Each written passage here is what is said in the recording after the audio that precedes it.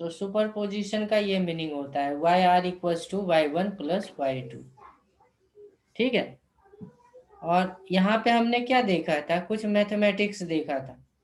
क्या देखा था कि जो रिजल्टेंट वेव आती है ना, वो आती है इस फॉर्मेट में, under root a1 square a2 square 2a1 a2 cos five, और साथ में टर्म आता है sine omega T minus K X plus alpha. यहाँ पे रिजल्टेंट एम्पलीट्यूड की वैल्यू कितनी हो गई, a1 square a2 square 2a1 a2 cos five. और अल्फा क्या है, तो टेन अल्फा को लिखेंगे a2 sine five by a1 plus a2 cos five, है ना। तो ये रिजल्टेंट और टेन अल्फा की वैल्यू आ गई। तो इसमें बहुत सारा कंडीशन बताया था, याद है क्या। एक केस बताया था कि जब मान लो कि दोनों की एम्पलीट्यूड सेम है और वो वैल्यू ए लेट कर लिया हो, तो रिजल्टेंट की वैल्यू कितनी आई थी, रिजल्टेंट आई थी 2a cos 5/2। ये रिजल्टेंट की वैल्यू आई थी। दूसरा केस लिया था, मान लो अगर हमें एम्पलीट्यूड मैक्सिमा निकालनी है, तो मैक्सिमा कितना आया था a1 प्लस a2। अब मैक्सिमा के लिए कंडीशन क्या आया था, तो मैक्सिमा के लिए कंडीशन आया था कि जो cos फाइव होगी ना, two cos plus five one की होगी। वैल्यू +1 होगी। यानी जो फाइव होगी वो होगी 2n पाई। यानी जो पाई होगी वो होगी 0, 2 पाई, 4 पाई, 6 पाई, 8 पाई। अगर ऐसा फेज डिफरेंस हो, फाई क्या है, फाई फेज डिफरेंस, ऐसा अगर डिफरेंस हो फेज डिफरेंस, तो मैक्सिमा मिलेगा। और मैक्सिमा होगा कितना, a1 प्लस a2। इसी तरीके से एक केस लिया था, एक कंडीशन लिया था मिनिमम। मिनिमम एम्पलीट्यूड के लिए। तो मिनिमम कितना आया था, a1 माइनस a2। तो कंडीशन क्या था मिनिमा निकालने का, तो कंडीशन था कि cos फाइव की जब वैल्यू -1 होगी तभी एम्पलीट्यूड मिनिमम होगी। और जब cos फाइव -1 होगी तो फाइव कितनी होगी, तो वो होती टू है pi by four. Even multiple, sorry odd multiple of pi. Pi के ऑड नंबर में चलेगा, जैसे पाई का वैल्यू होगा पाई, 3 पाई, 5 पाई, 7 पाई, तो समझ जाएंगे क्या है ये, मिनिमा का कंडीशन है ये। ठीक है, ये सारी चीजें बताया है, ये सारी चीजें बताया था। अब आज मैं कुछ चीजें ऐड कर रहा हूँ। देखो, एक इंटेंसिटी का फॉर्मूला याद होगा क्या, एवरेज इंटेंसिटी का फॉर्मूला याद है। Yes sir. Average average intensity का क्या फॉर्मूला था, 2 pi square F square A square ρ × C, यही तो था। नहीं, तो इसमें अगर आप देखो ना, तो जो एवरेज इंटेंसिटी है जिसको हम आई लिखेंगे, आई किस पे डिपेंड कर रहा, एम्पलीट्यूड के स्क्वायर पे डिपेंड कर रहा कि नहीं, आई किस पे डिपेंड कर रहा, हाँ, आई एम्पलीट्यूड के एम्पलीट्यूड स्क्वायर के पे डिपेंड कर रहा। तो देखो मैं इसको ऐसा कह सकता हूँ, आई को लिख सकता हूँ के इंटू ए स्क्वायर। ऐसे ही अगर हमें I1 लिखना होगा तो क्या लिखेंगे, ke1 स्क्वायर। ऐसे ही अगर हमें I2 लिखना होगा तो क्या लिखेंगे, ke2 स्क्वायर। I3 हमें लिखना होगा तो क्या लिखेंगे, ke3 स्क्वायर, ऐसा लिखेंगे। तो अभी जो हमारा फॉर्मूला आया था ना रिजल्टेंट एम्पलीट्यूड का, वो क्या आया था, वो आया था a1 square a2 square plus 2a1 a2 cos five. देखो अब मैं कैसे इसको लिख रहा हूँ, दोनों तरफ स्क्वायर कर दिया तो हो गया ए स्क्वायर, ये हो गया a1 स्क्वायर, ये हो गया a2 स्क्वायर, 2 A1 को देखो मैं कैसे लिख रहा हूँ, अंडर रूट में A1 स्क्वायर। A2 को कैसे लिख रहा हूँ, अंडर रूट में A2 स्क्वायर कॉस फाइव। तो देखो यहाँ से क्या चीजें आ जाती है, यहाँ से देखना ए स्क्वायर को मैं क्या लिखूंगा, आई बाई के लिख सकता हूँ क्या, यस सर। बताना। चाहत कौन देना बेटा, ए स्क्वायर को यहाँ से क्या लिख सकते हो बताओ, ए स्क्वायर को आई बाई के लिख सकते हो। हेलो, हाँ सर मैं करता हूँ आधे घंटे में, ठीक है अभी मैं क्लास ले रहा हूँ। ठीक, ठीक है ठीक। तो देखो यहाँ से A1 को क्या लिख सकते हो, A1 स्क्वायर को क्या लिख सकते हो, I1 बाई के I1। लिख सकते हैं क्या। यहाँ से A3 के स्क्वायर को क्या लिख सकते हो, I3 बाई के लिख सकते हैं क्या, या I2 बाई के, किसी का भी स्क्वायर लिखना हो, A2 स्क्वायर लिखना है तो क्या होगा, I2 बाई के। तो वैसे ही यहाँ पे देखो A1 है, A1 स्क्वायर है तो I1 बाई के लिख दिया, A2 स्क्वायर है तो I2 बाई के लिख दिया, फिर अंडर रूट में A1 स्क्वायर है तो उसको भी I1 बाई के लिख दिया, A2 का स्क्वायर है तो उसको भी I2 बाई के लिख दिया, और कॉस फाइव। तो देखो सब जगह से ना के कट जाता है, के कट जाने के बाद क्या बचा उसको लिखते हैं। क्या बचा है देखो, आई का वैल्यू बचा है I1 प्लस I2 प्लस 2 under root I1 under root I2 cos five, ये बचा कि नहीं। तो ये एक इंटेंसिटी का फॉर्मूला हो गया, ये किसका फॉर्मूला हो गया, इंटेंसिटी का। अगर दो अलग अलग वेव का इंटेंसिटी दिया रहे तो इस फॉर्मूले से बताओगे कि रिजल्टेंट इंटेंसिटी क्या होगा। अब इस फॉर्मूले का यूज समझाते हैं, इस फॉर्मूले का काफी यूज होता है।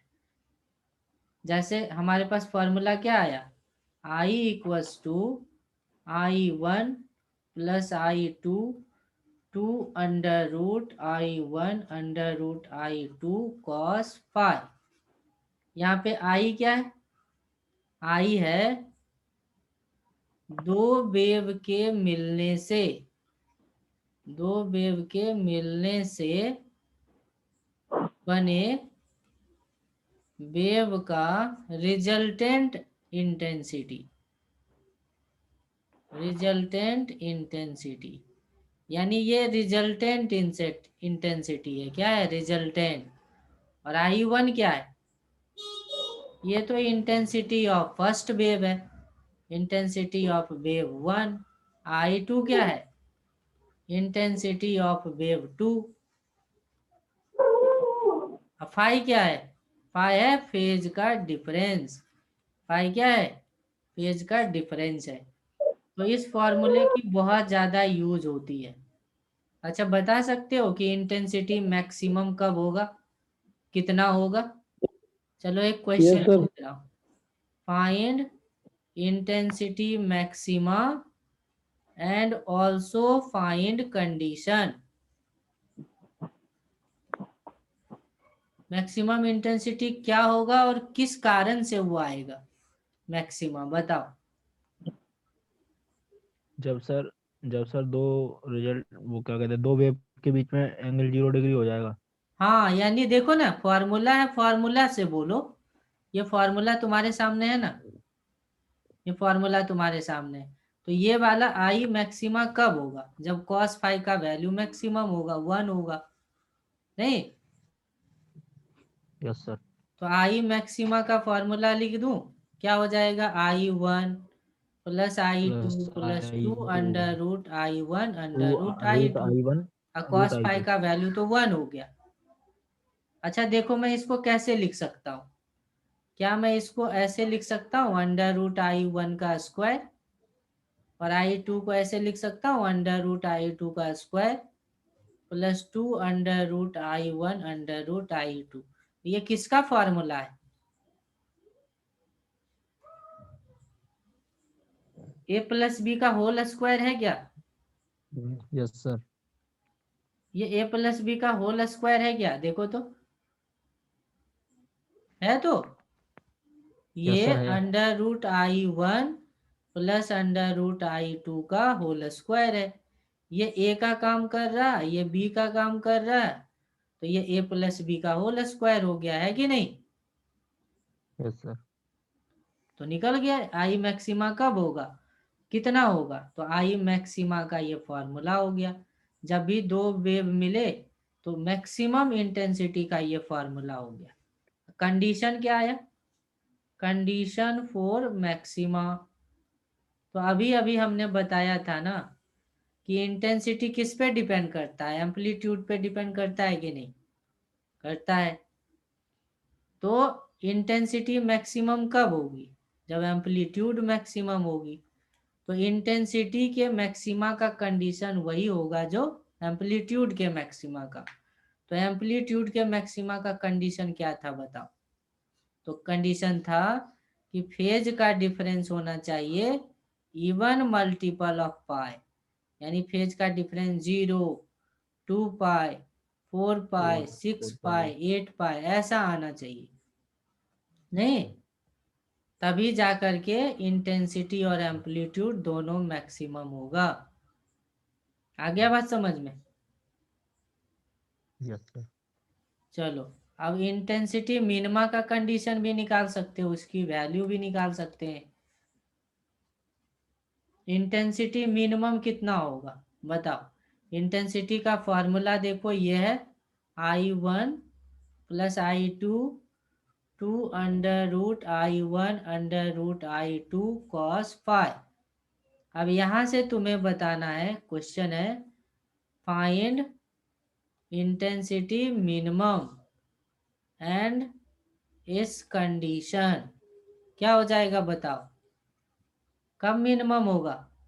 तो आपको पता है कि अगर मैं cos फाई की मिनिमम वैल्यू रख दूं तो इंटेंसिटी मिनिमम होगा कि नहीं? Yes sir. cos फाई की मिनिमम वैल्यू -1, तो इंटेंसिटी मिनिमम लिख दूं मैं डायरेक्ट, क्या आएगा? कितना आएगा? तो पहले प्लस आया था, अब माइनस आएगा। माइनस आ जाएगा। I1 माइनस I2 का स्क्वायर आएगा। कंडीशन क्या आएगा? कंडीशन आएगा कि फेज का डिफरेंस ऑड मल्टीपल होना और चाहिए पाई मल्टीपल के, लोग। यानी पाई होना चाहिए 3 पाई, 5 पाई, 7 पाई, ऐसा फेज डिफरेंस दिखे तो मिनिमम इंटेंसिटी का कंडीशन आएगा। आ गया बात समझ में? Yes sir. तो यहाँ पे कुछ चीजें देखने को मिल, अच्छा, एक और तरीके का क्वेश्चन आता है इससे रिलेटेड। क्वेश्चन में बोलेगा, जैसे मैं क्वेश्चन दे रहा हूँ आप लोग सॉल्व करना। क्वेश्चन में बोलता है कि I1/I2 का रेशियो हो गया, मान लो कुछ भी हो गया, 9/4 हो गया। तो बताओ कि I मैक्सिमम और I मिनिमम का रेशियो कितना होगा? बता सकते हो क्या? सॉल्व करो तो। कैसे सॉल्व करेंगे देख लो, बाद में प्रीवियस ईयर सॉल्व करना। मैक्सिमा का फॉर्मूला पता है ना? क्या क्या फॉर्मूला है? Under root under root I1 I1 plus इसके अंडर रूट I2 का होल स्क्वायर। होल और स्क्वायर। मिनिमम का क्या फॉर्मूला है? Under under root root I1 I1 minus under root I2 का होल स्क्वायर। Whole square. अच्छा, इसको मैं ऐसे भी लिख सकता हूँ क्या? देख के बताना। अंडर रूट I1/I2 प्लस 1 और अंडर रूट I1/I2 -1 का स्क्वायर, ऐसे लिख सकते हैं कि नहीं? सोच के बताओ। क्या किया हूं मैं यहाँ पे ना? अंडर रूट I2 I2 से I2 I2 से डिवाइड मैं कर वो कर दिया। दिया है सर ऊपर। अंडर रूट I2 से डिवाइड कर दिया हूं। तो यही वाला वैल्यू तो दिया है क्वेश्चन में ना, 9/4, इसी का तो वैल्यू दिया है। तो 9/4 लिख दो। Under root 9/4 plus 1 under root 9/4 -1 का होल स्क्वायर। और 9/4 का रूट पता है ना, 9 का रूट 3 और 4 का रूट 2, तो 3/2 + 1 और 3/2 - 1 का होल स्क्वायर।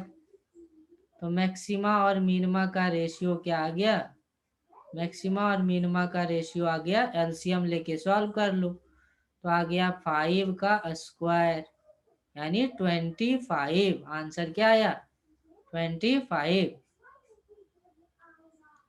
आ गया बात समझ में?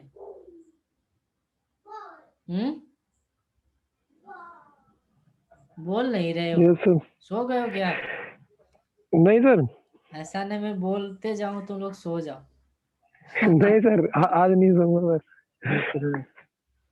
आज सुनो, ये जो फॉर्मूला मैं बताया ना, आई मैक्सिमा बाय आई मिनिमा का फॉर्मूला, क्या फॉर्मूला बताया?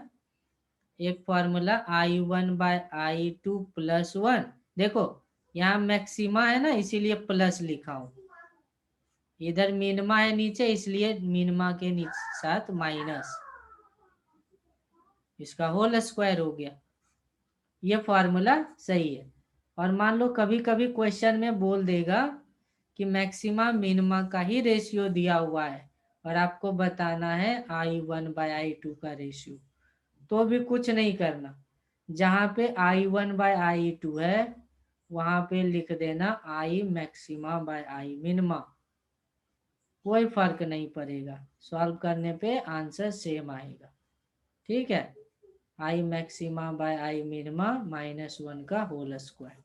तो ये दोनों फार्मूला अप्लीकेबल है। यहाँ तक आया समझ में सबको? यस सर, आ गया।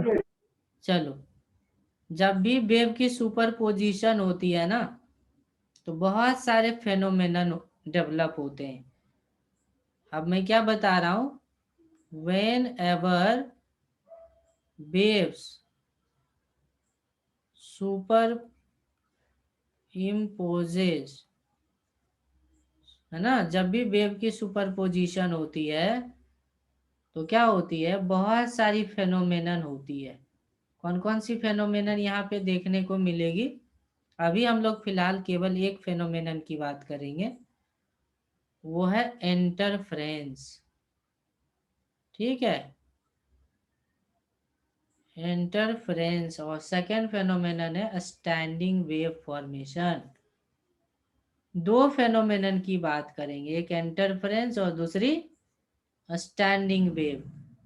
जब भी दो वेव मिलेगा ना, जहां पे आप लिखोगे resultant equals to y1 + y2, तो इस इक्वेशन लिखने के बाद ना दो तरीके का फेनोमेनन जनरेट होता है, एक को बोलते हैं इंटरफ्रेंस और दूसरे को बोलते हैं स्टैंडिंग वेव। अब ये इंटरफ्रेंस क्या है इसको समझते हैं। अब ये इंटरफ्रेंस क्या है समझते हैं, तो हेडिंग डाल लेते हैं इंटरफ्रेंस ऑफ वेव।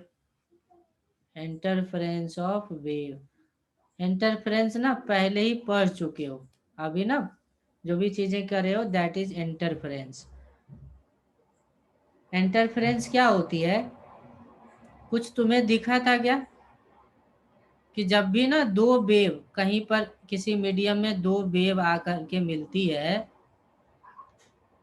एक का इंटेंसिटी I1 होता है, दूसरे का I2 होता है, तो जो पॉइंट का इंटेंसिटी होता है, जो रिजल्टेंट इंटेंसिटी होता है, वो देखो कैसे डिपेंड करता है, I1 + I2 2√I1 √I2 cos phi।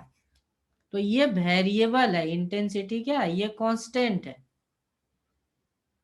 ये कांस्टेंट है, ये भी कांस्टेंट है, लेकिन यहाँ पे फाई वेरिएबल है। फाई क्या है, वेरिएबल है, फाई चेंज होता है, और इस वजह से रिजल्टेंट इंटेंसिटी हर जगह सेम नहीं रहेगी, वो वेरी करेगी।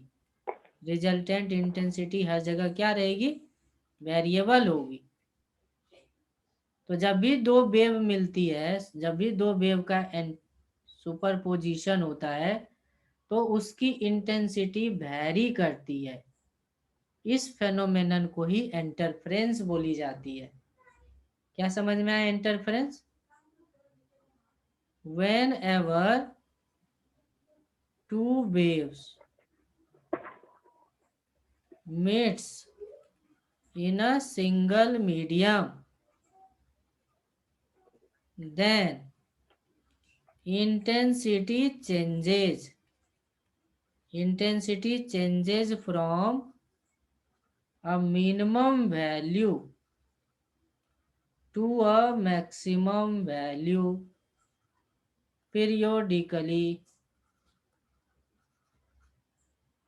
या periodically कंफ्यूजन को हटाने के लिए इसको हटा दो, from maximum to minimum value, बस इतना याद रखो, maximum to minimum, minimum to maxima या maxima to minima, minimum value से मैक्सिमम वैल्यू तक चेंज होता है।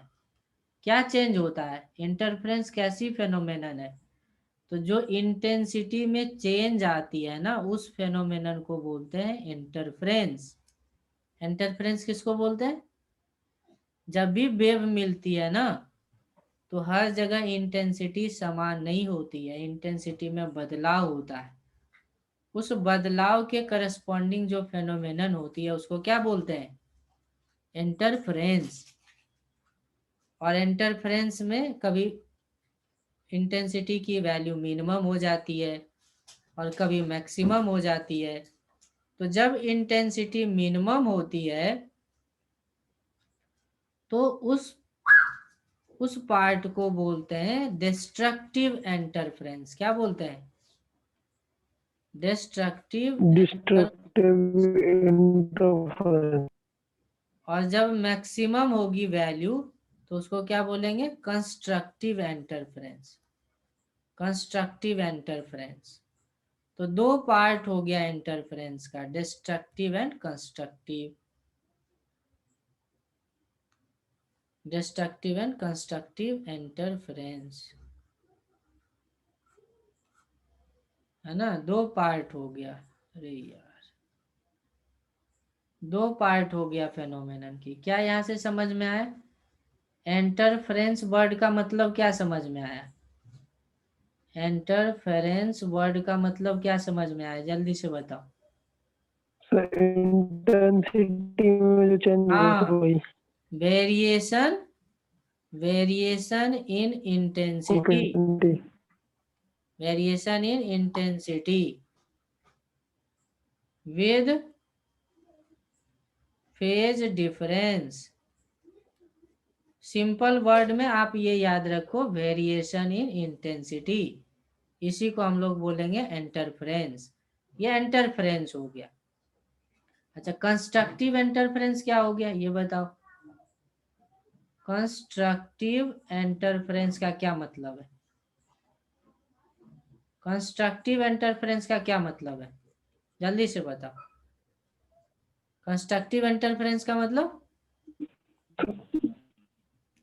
मिनिमम चेंज हुआ सर उसमें। मिनिमम चेंज नहीं, constructive interference means constructive interference means phenomenon corresponding to minimum intensity। ये जो कंस्ट्रक्टिव इंटरफेरेंस वर्ड है वो मिनिमम इंटेंसिटी से लिंक्ड है। इससे लिंक्ड है, मिनिमम इंटेंसिटी से ये लिंक्ड वर्ड। मिनिमम इंटेंसिटी, जहां कहीं मिनिमम इंटेंसिटी आएगा समझ जाएंगे कि वहां पे सॉरी मैक्सिमम ना, कंस्ट्रक्टिव में क्या होगा? कंस्ट्रक्टिव में मैक्सिमा की बात होगी, मैक्सिमम। डिस्ट्रक्टिव में क्या होगी? मिनिमा की बात होगी।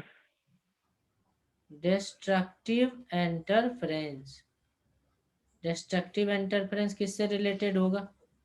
तो मिनिमम इंटेंसिटी से रिलेटेड होगा। कंस्ट्रक्टिव मैक्सिमा इंटेंसिटी से और डिस्ट्रक्टिव मिनिमा इंटेंसिटी से लिंक्ड होगा। और इंटरफेरेंस का मतलब होगा जो मिनिमा से मैक्सिमा तक वेरिएशन होता है इंटेंसिटी का, दैट फेनोमेनन इज इंटरफेरेंस। यहां तक समझ में आ गया? अब मान लो अगर आपसे पूछा है, सर ये, हाँ बोलो। सर ये कंस्ट्रक्टिव बता दीजिए सर इनको। कंस्ट्रक्टिव में बताया था जो आपने। क्या? मैक्स कंस्ट्रक्टिव में सर मैक्सिमम यानी कि हाँ, कंस्ट्रक्टिव इंटरफेरेंस का मतलब हुआ कि जब भी इंटेंसिटी मैक्सिमम होगी तो उसको उस स्टेट को बोला जाएगा रिलेटेड टू कंस्ट्रक्टिव इंटरफेरेंस। तो इंटरफेरेंस की दो टाइप हो गई, इंटरफेरेंस की टू टाइप्स। कौन कौन सी टाइप्स हो गई? एक हो गई कंस्ट्रक्टिव इंटरफेरेंस और दूसरी हो गई डिस्ट्रक्टिव इंटरफेरेंस। कंस्ट्रक्टिव का मतलब समझ जाएंगे, हमें मैक्सिमा की बात करनी है, और डिस्ट्रक्टिव का मतलब मिनिमा की बात करनी है। अच्छा, कंडीशन तो बता सकते हो ना? मैक्सिमा का कंडीशन अभी अभी तो 2 बार देख चुका हूँ। नहीं, मैक्सिमा का क्या कंडीशन आया था बताओ? जब भी मैक्सिमा की बात आएगी या कंस्ट्रक्टिव इंटरफेरेंस की बात होगी तो उस समय एम्पलीट्यूड कितना होगा बताओ? A1 + A2 होगा क्या? जब भी कंस्ट्रक्टिव इंटरफेरेंस या मैक्सिमा की बात होगी तो एम्पलीट्यूड क्या होगी? A1 + A2। और इंटेंसिटी क्या होगी? इंटेंसिटी होगी √I1 + √I2 का होल स्क्वायर। सर हाँ, स्क्रीन नहीं स्क्रीन तो है। नहीं आ रही सर। अरे स्क्रीन तो है, उधर से ही कुछ है क्या? नहीं सर, अभी तो नेटवर्क तो सही आ रहे हैं सर। इधर से तो सही है। बिल्कुल सर, एक सेकंड रुकना सर।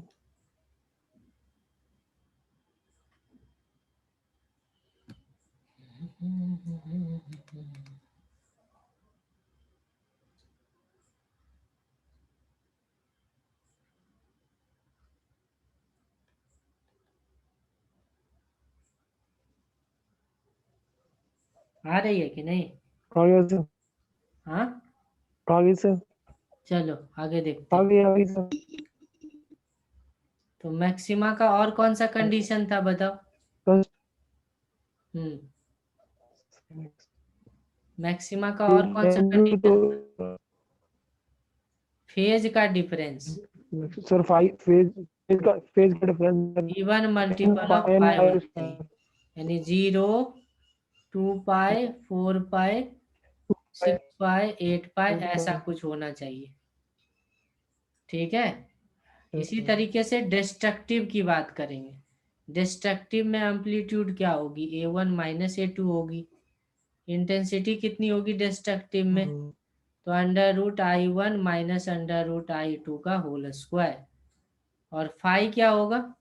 फाई होगा ऑड मल्टीपल ऑफ पाई, और जिसको हम लोग बोलेंगे पाई, 3 पाई, 5 पाई, 7 पाई, इस तरीके से। नहीं, तो ये डिफरेंशिएशन हो गया। कंस्ट्रक्टिव की बात करेंगे तो ये सारा चीज आएगा और डिस्ट्रक्टिव में ये सारी चीजें आएगी।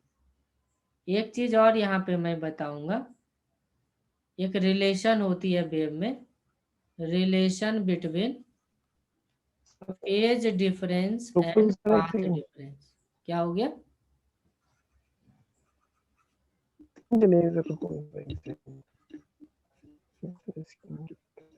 Relation between phase difference and path difference. फिर से चली गई।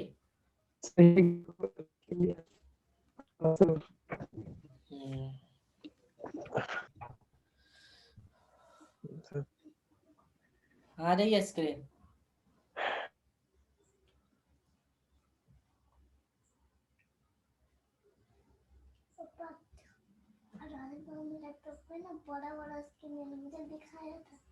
क्या था? लैपटॉप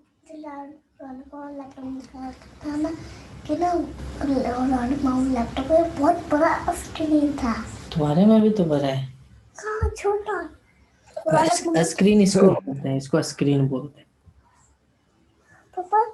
आ गया क्या? सर आ आया? गया सर, लेकिन उसमें सर डिस्ट्रक्टिव से दोबारा बता दे। आ गया सर, आ गया। पकड़ाया कि आ नहीं गया, पकड़ाया? आ गया सर, डिस्ट्रक्टिव से बता दे। यस सर, आ गया। तो मैं ये बता रहा था, यहाँ तक समझ में आया? सर डिस्ट्रक्टिव से सर ये रिलेशन बिटवीन से बता दी sir. Relation between relation between sir.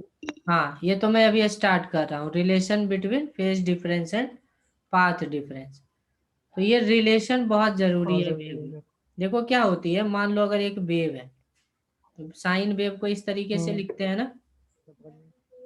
तो अगर ऐसे लिख रहे हैं तो ये वाली जो लेंथ है, ये वाली लेंथ क्या होती है? ये वाली लेंथ वेव लेंथ होती है नहीं। अगर यहाँ पे वैल्यू लेंथ का 0 बोलेंगे तो यहाँ पे लेमडा बोलेंगे। और इसके बीच एंगल कितना होता है? ये 0, ये पाई, ये 2 पाई। तो देखो अगर एंगल के टर्म्स में देखें ना, तो यहाँ से यहाँ तक का टोटल एंगल कितना होता है? 2 पाई होता है। कितना होता है? 2 पाई होता 2 है। पाई सर। तो इसी को हम लोग बोलते हैं फेज का डिफरेंस। और लेमडा क्या है यहाँ पे? लेमडा है पाथ का डिफरेंस। लेमडा यहाँ पे क्या है? पाथ का डिफरेंस। पाथ का डिफरेंस। नहीं, तो एक जनरल रिलेशन बना सकते हैं। जैसे मैं क्या देख रहा हूँ यहाँ पे साइन वेव में, कि फेज का पाथ का डिफरेंस लेमडा है, तो फेज का डिफरेंस फाई है कि नहीं? सॉरी, ऐसे लिख देता हूँ मैं। फेज पाथ का डिफरेंस लेमडा था, तो फेज का डिफरेंस कितना था? 2 पाई था। हाँ, अभी देखा ना कि ये वाला पाथ का डिफरेंस, ये पाथ का लेंथ कितना है? लेमडा है। Yes sir. और एंगल के टर्म्स में देखेंगे तो 2 पाई है। तो यूनिट पाथ के डिफरेंस में कितना आ जाएगा? फेज का डिफरेंस 2 पाई बाई लेमडा होगा। और अगर मान लो पाथ का डिफरेंस को बोलूं डेल्टा एक्स, तो डेल्टा एक्स में कितना होगा? 2 pi by lambda into delta x. तो ये हो गया हमारा फेज का डिफरेंस। एक एक नियम लगाया, एक एक नियम लगाया। ये समझ में आया? आ गया सर। हाँ, क्या रिलेशन आया इसको देखना। रिलेशन आया फेज डिफरेंस का। Phase difference equals to, phase difference phi equals to 2 pi by lambda multiply path difference. या इसको ऐसे भी लिख सकते हैं, पाथ का डिफरेंस लिखना हो तो क्या लिखेंगे?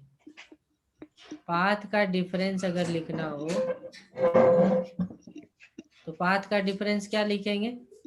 पाथ का डिफरेंस हो जाएगा lambda by 2 pi into phase difference. तो ये रिलेशन आगे यूज में आने वाला है। या एक और रिलेशन यहाँ से बना सकते हैं, सेम ही रिलेशन है, अलग फॉर्मेट में लिख देंगे। जैसे हमने क्या देखा कि पाथ का डिफरेंस होता है lambda by 2 pi multiply phase difference. तो अगर मैं लेमडा को इधर डिवाइड कर दूं तो ऐसे लिख सकता हूँ क्या? Delta x by lambda equals to 5 over 2 pi. लिख सकते हैं कि नहीं?